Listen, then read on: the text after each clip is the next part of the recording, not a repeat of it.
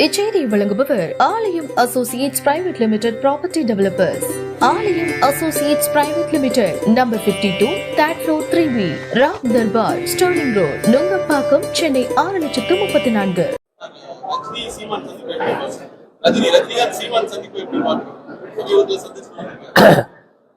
அதாவது அரசியல் கட்சி தலைவர்கள் அவர்கள் சுயநலத்திற்கு ஏற்றவாறு அவர்கள் கொள்கைகள் என்று சொல்லுகிற விஷயங்களை மாற்றிக் கொள்கிறார்கள். அப்படி இன்றைக்கு விஜய் அவர்கள் மாநாடு போட்ட பின்னாலே நாம் தமிழர் கட்சியினுடைய செயல்பாடுகளிலே ஒரு மாற்றம் இருக்கிறது.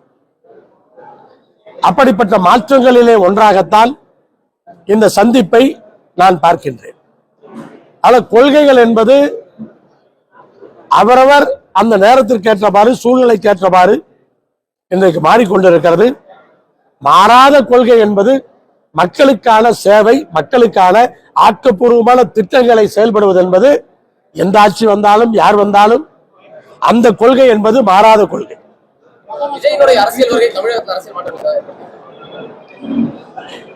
எப்பொழுதுமே மாற்றங்கள் இருக்காது என்று சொல்ல முடியாது. மாற்றங்கள் இருக்காது என்று சொல்ல முடியாது. எப்படிப்பட்ட மாற்றங்கள் என்பது ஒவ்வொரு பார்வையிலும், ஒவ்வொருவர் பார்வையிலும் வேறு வேறு மாதிரி இருக்கிறது.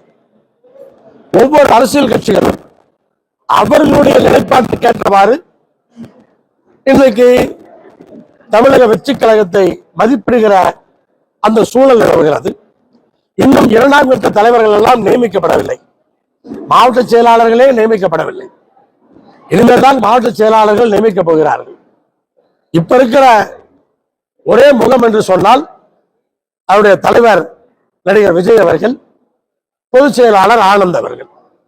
ஏன்னா அது மாவட்ட செயலாளர் நியமிச்ச பின்னாடிதான் அந்த போக்கு எப்படி இருக்கிறது, யாரை நியமிக்கிறார்கள், எப்படி அந்த கட்சிகளை ஏற்றுக்கொள்கிறார்கள் என்பதை பொறுத்துத்தான் உண்மையான நிலைப்பாட்டை சொல்ல முடியும்.